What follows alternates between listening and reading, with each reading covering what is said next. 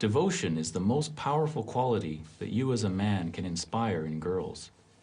It isn't enough to just have sex with a girl. She may not come back. And it isn't enough to make her your girlfriend. Just because she's with you doesn't mean she's yours. Girls leave guys or cheat on guys all the time. The only way to make sure a girl is yours is if you make her devoted to you. In today's lesson, we'll talk a little bit about how to do that. So we know devotion is a fantastic thing, but why should guys care about this if they're not very good at getting girls yet? Well, you know, the thing with devotion is how you create a really wonderful, amazing, rewarding relationship where you have this girl and she's with you because she's happy to be with you and she's thrilled to be with you. If you want to have the best, most rewarding relationship you can, you want to have a relationship where she's devoted.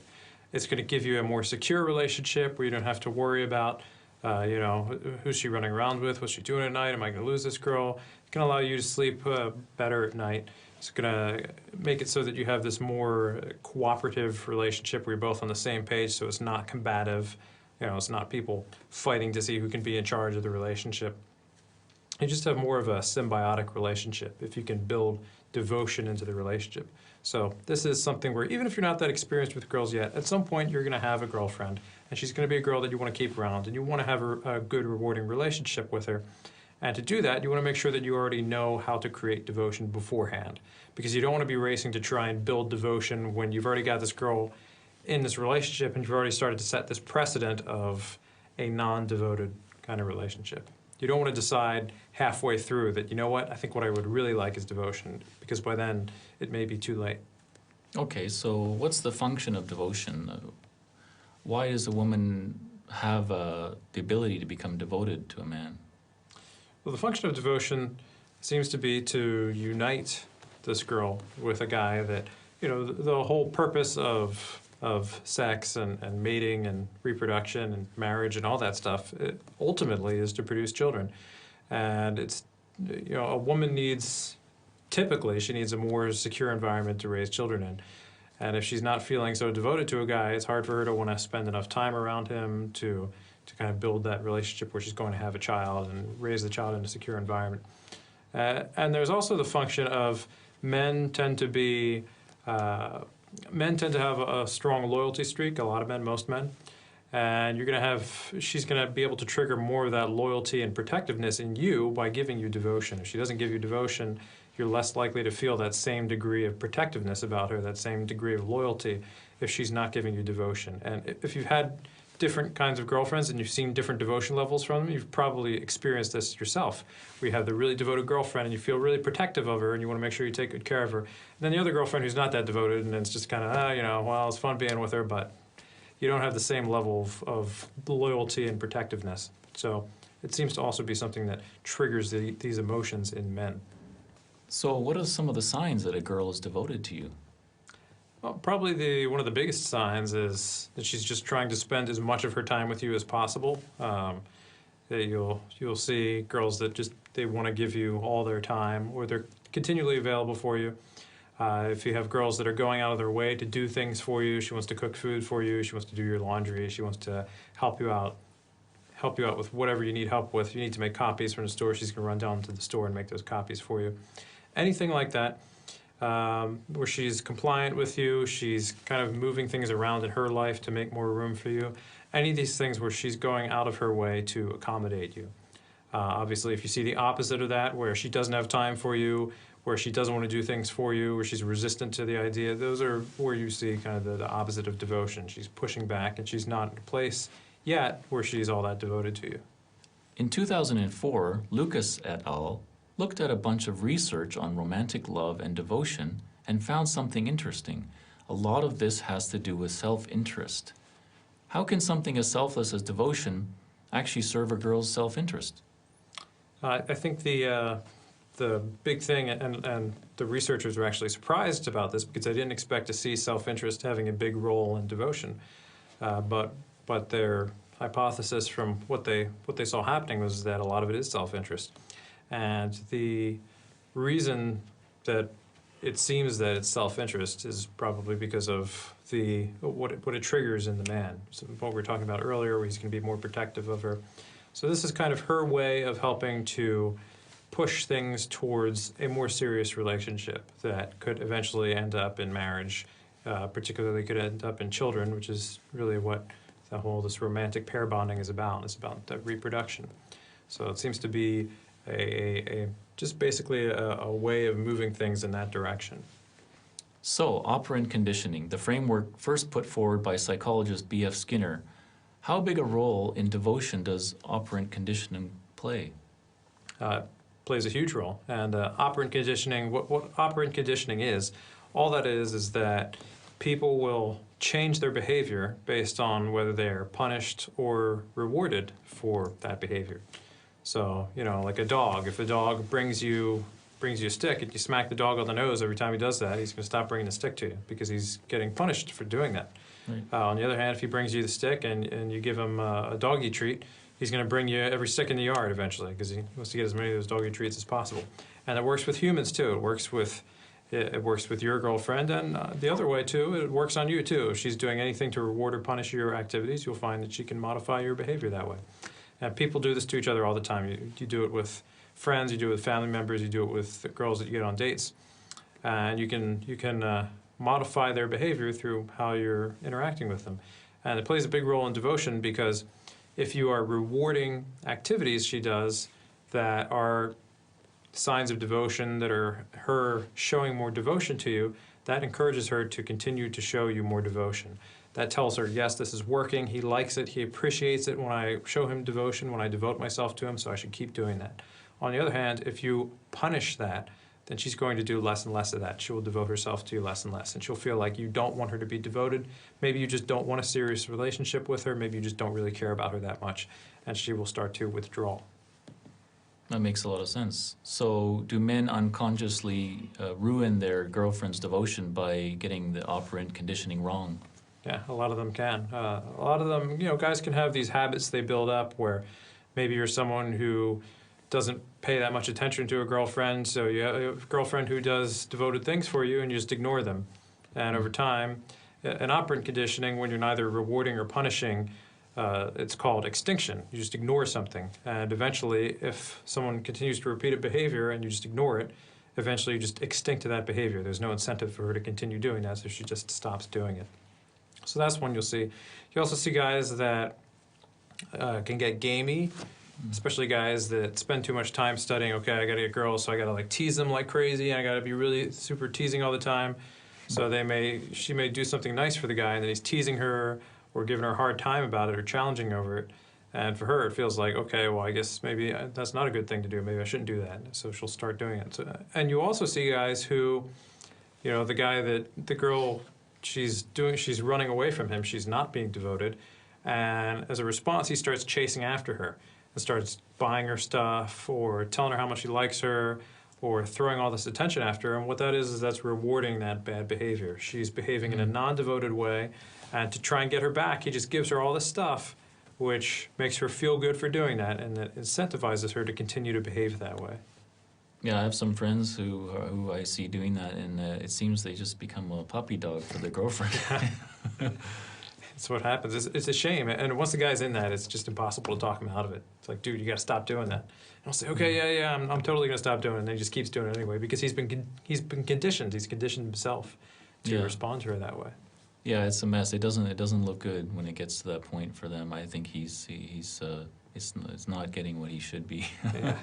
The best outcome for those guys is the relationship ends. The worst is when it just goes on forever and he gets married and he's a beaten down puppy dog forever. Oh no, that's not good. How big an effect do things like rewarding and punishing have in the early stages of courtship, like when you first go up and meet her? So the effect of rewarding and punishing when you first go up and start to talk to a girl is somewhat subtle, and it can be harder to pick out when you're newer, but it kind of works like this. So say you walk up to a girl and you start to talk to her, and she's acting really aloof, but then you stand there and you start complimenting her, or you start offering her things or telling her, hey, I've got this party I want to go to, can I take you to this party? If she's being aloof, if she's not giving you anything and you're throwing value at her like this, what you're doing is you're rewarding that bad behavior, and you're telling her, one, you tell her about yourself, that you're a guy that he's just going to throw good after bad, so that makes you look kind of low value. But the other thing is that incentivizes her to continue doing that. On the other hand, the other way guys will get it wrong is if they go up and start talking to a girl and she responds really warmly to them, and she's really nice and affectionate, she's smiling, and then the guy just starts teasing her and busting on her and being aloof himself and basically punishing her for this good behavior. So you want to do a better job of, when you first go up, if she's aloof, you can't be chasing after her too much. You can't be throwing compliments at her. You have to kind of play along in that game until she warms up. But on the other hand, if she's being really warm with you, you want to just be warm with her and just cooperatively move the courtship forward.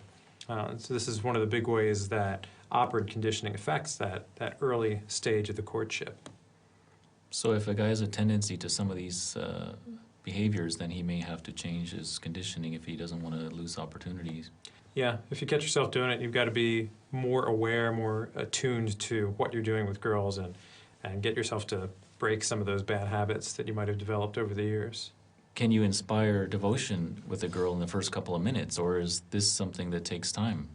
Yeah, so you can definitely begin to inspire some devotion in those first couple of minutes. However, for true, long-lasting, and deep devotion, it's something that you can really only build over the course of time, because that element of her putting in time with you, being there, present with you, having this range of experiences with you is sort of a necessary component to building any kind of real deep, long-lasting devotion. I know some guys have accused you of putting too much emphasis on sexually satisfying girls, but there's research on this, right? Can you tell us about the research done by Costa and Brody in 2007? Yeah, so what Costa and Brody discovered was they looked at all these different sex acts, different things that men and women do sexually together, and they found the only one that has this that has an impact on. They found 6 different categories that there's an impact, like relationship satisfaction, sexual intimacy, trust in the relationship, basically that just the happiness and togetherness of the relationship. The only one that has an impact is penis and vagina orgasm. So the man that's able to give his woman an orgasm with his penis inside of her vagina. All the other sex acts, like a clitoral orgasm, all these don't have an impact on these factors. So this is one of the things that I've been telling guys for years, is that if you want her to be as devoted as possible, you have to give her really good sex. There's an old saying that I've heard, maybe you've heard this one before too, that the way to a man's heart is through his stomach. So the woman's got to cook him good food. The way to a woman's heart is through her vagina. If you can give her orgasms, then she becomes devoted to you. And that's kind of the way that it is. It's the way it works with girls. So if you're, this is just, it's something that is really important to get handled. And if you're one of the guys that's saying like, oh no, I don't have to worry about that, just keep in mind that that is one of the keys to devotion, is that if she's not sexually satisfied, that's a need that she has that's not being satisfied, and she'll be inclined to, even if she doesn't want to, start to kind of look around and wonder if somebody else might be able to do a better job. So that's not a myth, that's research. Yeah, it's researched. Okay, so what do you do if you can't get a girl off with your penis? So you just give up? Well, hopefully not. The good thing about this is that it's perfectly learnable to be good in bed. Even if a guy has a smaller penis, you can still learn how to be sexually satisfying in bed. There are different positions you can use, and we've talked about some of these on Girls Chase, or I talk about some of these in my course. There are positions for men with smaller penises to use, or even if you don't have a smaller penis, you might not be able to be getting girls off right away through penis and vagina sex and orgasms. And that's fine. A lot of times you need to get used to using the right techniques for that. Another part of that can be that girls themselves also sometimes require training before they're able to achieve orgasm. For some girls, it can happen very easily. Other girls can take maybe 1.5 years, 2 years of training before they're able to reach orgasm. It just depends on the girl herself, what her defense mechanisms are. Sex researchers call these immature defense mechanisms that a lot of women have. They have this mental resistance towards having orgasm. So a lot of it is just getting past these defense mechanisms that she has, or learning the right techniques yourself and combining these two things, and then you can achieve that kind of really good sex that you can give her that's going to make her really satisfied, and you'll be a lot more satisfied in the relationship too, and her devotion is going to go way up. It's just a more rewarding relationship for everybody. Okay, so I want to ask you, if you're the kind of guy who can make girls totally devoted to him, does that affect how you are when you meet girls? Yeah, so the thing with, if you know that you're the kind of guy that girls devote themselves to, that you're someone who makes girls become devoted around him, it just changes how you are when you walk up to a girl. Because you walk up to her, even if she's really beautiful, she's just this gorgeous girl, if you know walking up to her that once she spends a little bit of time around me, she's going to start to devote herself to me more and more, that shoots your confidence in yourself way up through the roof. And it goes back to what we talked about in video 1 about the mating sociometer. If you know that you're the kind of guy that, you know, essentially no girl's out of your league, because no matter what she looks like or who she is, once she starts spending time around you, she's going to become devoted to you. That makes every girl within your reach. So it changes your entire way of approaching how you think about yourself, how you think about her, and that kind of confidence that you're exuding because you have that belief in yourself, it comes out through your pores. It makes you very attractive to girls, even girls that maybe used to not be within your reach when you were just starting out. And I know you talk a lot more about devotion and excitement in your big course, especially on how to trigger these in girls when you first meet them. But we don't have a lot of time left, so we won't get too deep into that here. But can you give me one technique that guys can use the next time they talk to a girl to make her start getting that devoted feeling? Yeah, so just a simple technique that you can use. If you're familiar with any of my material at all, you've probably seen that I've talked about what I call deep diving, which is when you talk to a girl or anybody, you get into a conversation with her, and you look to explore past the superficial in the conversation. And the crux of deep diving, and one thing that you can do to start building devotion right away, is to try and figure out what her motivations are for what she's doing. So like a lot of times you get into a conversation with somebody and you just talk about what do you do, where are you from, what do you like to do, how do you spend your free time, and that stuff is all very superficial. But when you're in a conversation, if you seek to find out what is the motivation behind those different proclivities, then you start to figure out who she really is. And as she opens up about that sort of thing, what she's doing is she's showing you this deep inner part of herself. It makes her feel more connected to you. It makes her feel like you know her more, you care about her more. And she'll tend to begin to feel the sort of stirrings of devotion as she goes through and reveals those sides of herself to you. All right, so any homework for the viewers for this lesson? So what I'd like you to do this time is I'd like you to go out and pay attention to all your interactions with women over the next couple of days. And I want you to pay particular focus and attention to how are you rewarding or how are you punishing women for the things that they do with you and around you. If they're doing nice things, if they're helpful, if they're warm, are you rewarding them, or could you be accidentally punishing them? And by the same coin, are you accidentally rewarding bad behavior from women? Are women causing you to chase or act needy or be aloof, or she's being aloof and you're giving her too much attention for that? So pay closer attention to how you are responding to the women you interact with, and look for both things that you're doing right with rewarding and punishing, but also things that you're doing wrong that you'd want to correct and change. So there you have it, devotion, the single greatest feeling you can give a girl. You know how to use the rewards and punishment of operant conditioning to help it along. You've learned some techniques to begin creating devotion in her right away. And we even talked about the importance of making sure you show her a good time in the sack if you want her to stay devoted. Tomorrow, we'll look at starting things off and give you the 3 things you must have to meet girls wherever you are. Be sure to tune back in.